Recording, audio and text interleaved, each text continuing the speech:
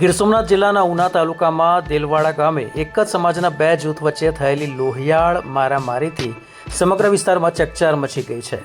જમીન વિવાદ અને અગાઉના મનદુખને લઈને એક જ પરિવારના લોકો વચ્ચે ઝઘડો ઉગ્ર બન્યો હતો. મારામારી દરમિયાન હથિયાર વડે યુવક પર જીવલેણ હુમલો કરવામાં આવતા હાથ, પગ અને માથાના ભાગે તેને ગંભીર ઈજાઓ પહોંચી છે. ઘટનાના દ્રશ્યો નજીક લાગેલા સીસીટીવી કેમેરામાં કેદ થયા છે, જેમાં ઈજાગ્રસ્ત યુવકને તાત્કાલિક સારવાર માટે ખસેડાતો હોવાનું જોવા મળે છે. ઘટનાની જાણ થતાં ઉના પોલીસ તાત્કાલિક ઘટના સ્થળે દોડી આવી હતી, તપાસ હાથ ધરી છે. ગંભીર રીતે ઈજાગ્રસ્ત યુવકને ઉનાની ખાનગી હોસ્પિટલમાં સારવાર અર્થે ખસેડવામાં આવ્યો છે, જ્યાં હાલ તે આઈસીયુમાં સારવાર હેઠળ છે. ઘટનાને પગલે ઉના પોલીસની કામગીરી પર સવાલ ઉઠી રહ્યા છે. ગામમાં પોલીસનો ડર ન હોવાની ચર્ચા પણ જોર પકડી રહી છે. હાલ ઉના પોલીસે 3 શખ્સો સામે ગુનો નોંધી વધુ તપાસ હાથ ધરી છે.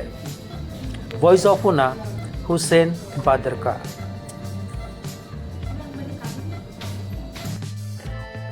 આપનો પરિચય? મેવાડા હિતેશ નાનજીભાઈ, ગામ દેલવાડા, તાલુકો ઉના. દેલવાડા ગામે એક મારામારીની ઘટના બની હતી. કોના દ્વારા માર મારવામાં શું છે સમગ્ર વિગતમાં એવું છે કે અમે અહીંયા દેલવાડા ગામે રહું છું. અમારે એક ગાય ત્યાં બાંધીએ ને ધારીએ કુમાસાડે ને પછવાડે, તો ત્યાં અમે ગાય દોવા ગયા હતા. તો ત્યાં મારી ગાડી રસ્તામાં થોડીક સાઈડમાં પડી હતી. ભાઈને ટ્રેક્ટરમાં નડ્યું હતું. પિયુષભાઈ ગોવિંદભાઈ મેવાડા કરીને વ્યક્તિ છે. એ લોકો અહીંયા ટ્રેક્ટર બાજુમાં રાખે. તો એ લોકોને ટ્રેક્ટર નડ્યા છે, તો મને જેમ તેમ ગાળું દેવા માંડ્યા ભાઈ. તો મેં એમ કીધું ભાઈ ગાડી નડતી થોડીક સાઈડમાં લઈ લેવાય ને. આટલી વાતમાંથી મોટી બબાલ કરીને અમને ઈરાદાપૂર્વક મારવાથી ને નીચે જઈને એના ઓલામાંથી પાઇપ કાઢીને મારવા માંડ્યા. મારા મમ્મીને, મારા ભાઈને, એમાં મને વાગી ગયું. ઈરાદાપૂર્વક જ મારેલ છે. હા, મારા મોટા ભાઈને મારે છે, મારા મમ્મીને પછાડી દીને ઢળી ગયેલ છે, હાથ મને બધે વાગેલ છે. ને મારા મોટા ભાઈને તો ટ્રીટમેન્ટ નથી લેવા દીધું, પોલીસ દ્વારા એને લઈ ગયા ડાયરેક્ટ. માંગણી તો કાયદેસર કાર્યવાહી થવી જોઈએ. ને ત્યાંના જે સીસીટીવી છે ને એ માંગ છે કે બધા ફૂટેજ ખોલાવો એમ. હા, અગાઉનું બધું જૂનું છે, 15 વર્ષથી આવેલું જ આવે. અમે કોઈ આ વસ્તુમાં કઈ કર્યું જ નથી. ઈજાગ્રસ્ત છે એ તમને શું થાય છે? હા બેન, જે ખામા પક્ષે જે છે તમને શું થાય? એ મોટા બાપાનો છોકરો થાય. મારા હગા મોટા બાપા છે, ગોવિંદભાઈ મેવાડા ગોવિંદભાઈ ડાયાભાઈ.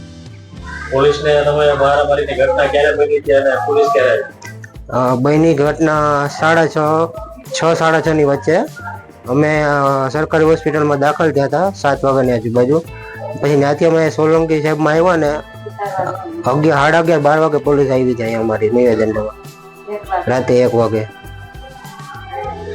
પોલીસ દ્વારા કઈ તમને કહેવામાં આવ્યું? પોલીસ દ્વારા તમને કઈ કહેવામાં આવ્યું?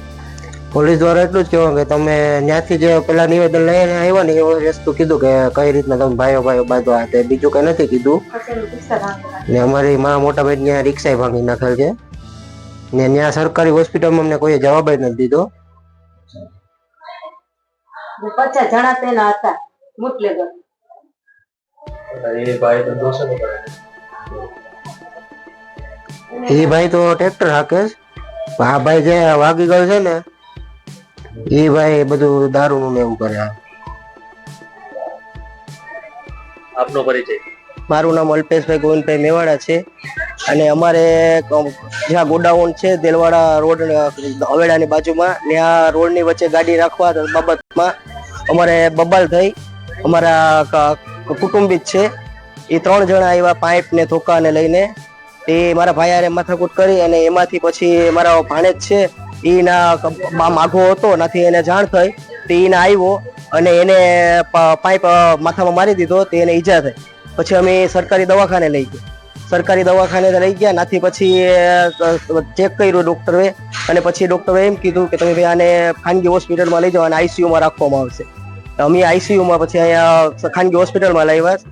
અને પોલીસ ખાતું આવ્યું હતું. અમે અહીંથી દવાખાનામાંથી 8 ફોન કર્યા, તો પોલીસ ખાતા કોઈ ફોન કઈ ઉપાડ્યા નહીં, બધા ફોન કાપી નાખ્યા.